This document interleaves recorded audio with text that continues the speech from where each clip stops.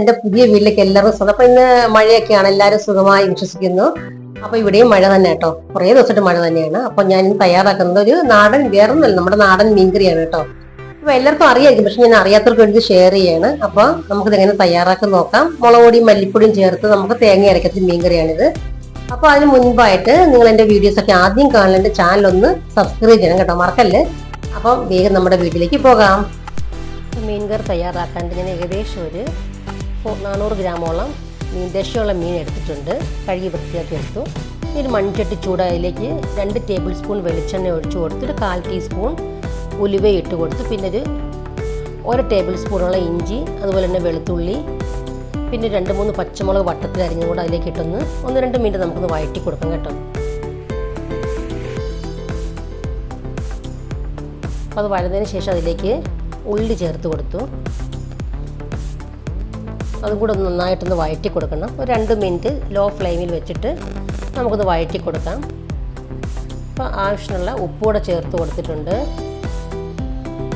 അപ്പോൾ നന്നായിട്ടൊന്ന് വഴറ്റി 1-2 മിനിറ്റ് കഴിയുമ്പോൾ നന്നായിട്ടൊന്ന് ഉള്ളിയൊക്കെ നന്നായിട്ടൊന്ന് വഴന്ന് വരും. അപ്പോൾ അതിലേക്ക് ഞാൻ ഒരു തക്കാളിയും കൂടെ ചേർത്ത് കൊടുത്തിട്ടുണ്ട്. അപ്പോൾ ഉള്ളിയും തക്കാളിയും വെളുത്തുള്ളി ഇഞ്ചിയൊക്കെ നന്നായിട്ടൊന്ന് വീണ്ടും ഒന്ന് വഴറ്റണം കേട്ടോ. തക്കാളിയൊക്കെ നന്നായിട്ടൊന്ന് വെന്ത് കിട്ടണം. അപ്പോൾ അതിനിട്ട് ഞാൻ അടച്ചു വെച്ചിരുന്നു. അപ്പോൾ അടച്ചു വെക്കുമ്പോൾ പെട്ടെന്ന് തക്കാളിയൊക്കെ നന്നായിട്ട് വെന്ത് കിട്ടും കേട്ടോ. അപ്പോൾ അതിനായിട്ടാണ്. ഇനി അതിലേക്ക് നമുക്ക് പൊടികളൊക്കെ ചേർത്ത് കൊടുക്കാം. ഞാൻ അതിലേക്കൊരു 1.5 ടേബിൾ സ്പൂൺ മുളക് പൊടി, പിന്നെ അത്രയും ഇല്ല, ഒരു ടേബിൾ സ്പൂണിൽ കുറച്ചുകൂടെ കൂടുതൽ മല്ലിപ്പൊടിയും കൂടെ ചേർത്ത് കൊടുത്ത് നന്നായിട്ടൊന്ന് വഴറ്റണം കേട്ടോ. മസാലയൊക്കെ നന്നായിട്ട് മൂത്ത് പച്ചമണമൊക്കെ ഒന്ന് മാറി കിട്ടണം.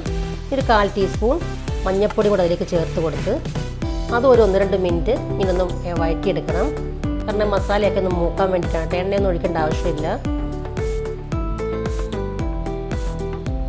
അപ്പോൾ ഇതുപോലൊന്ന് മൂത്തിട്ടുണ്ട് കേട്ടോ. അപ്പോൾ അതിലേക്ക് നമ്മൾ ആവശ്യത്തിന് വെള്ളവും കൂടെ ഒഴിച്ചു കൊടുക്കാം.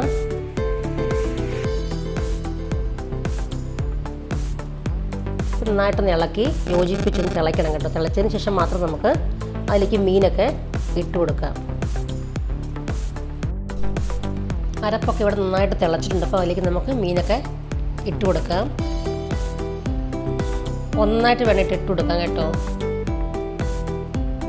ഇനി അതിലേക്ക് നമുക്ക് നേരത്തെ ഞാൻ കുറച്ച് തോട്ടുപുളി വെള്ളത്തിലിട്ട് വെച്ചിട്ടുണ്ടായിരുന്നു. അപ്പോൾ അതും കൂടെ അതിലേക്ക് ചേർത്ത് കൊടുത്തു. അപ്പോൾ അത് ഇല്ലാത്തവർ പിഴുപുളി അല്ലെങ്കിൽ തക്കാളി കുറച്ച് കൂടുതലിട്ടാലും മതി കേട്ടോ. പിന്നെ അതിലേക്ക് ഞാൻ 1 ടീസ്പൂൺ കുരുമുളക് ചേർത്ത് കൊടുത്ത് ഇനിയിപ്പോൾ ഒന്ന് നന്നായിട്ട് തിളച്ചിട്ടുണ്ട് മീനൊക്കെ. അതിലേക്ക് കറിവേപ്പിലയും കൂടെ ചേർത്ത് കൊടുത്ത് ഈ കുറച്ചുകൂടെ ഒക്കെ ഒന്ന് പറ്റും കേട്ടോ ഈ മീൻ. അപ്പോൾ മീൻകറി ഇവിടെ തയ്യാറായിട്ടുണ്ട്. കുറച്ച് പച്ച വെളിച്ചെണ്ണയും കൂടി അതിലേക്ക് ചേർത്ത് കൊടുത്ത് കേട്ടോ. അപ്പോൾ ഗ്യാസ് ഓഫ് ചെയ്തിട്ടുണ്ട്. അപ്പോൾ മീൻകറി ഇവിടെ തയ്യാറായി. അപ്പോൾ ഞാൻ സെർവിങ് പ്ലേറ്റിലിട്ടൊന്നും മാറ്റുന്നില്ല കേട്ടോ. മൺചട്ടി ഇരുന്ന് തന്നെ മീൻകറി ഇരിക്കുന്നതാണ് കുറച്ചുകൂടെ ടേസ്റ്റ്. അപ്പം വീഡിയോ എല്ലാവർക്കും ഇഷ്ടമായെന്ന് വിചാരിക്കുന്നു. അപ്പോൾ അടുത്ത വീഡിയോ ആയിട്ട് വരുന്നവരെ ബൈ.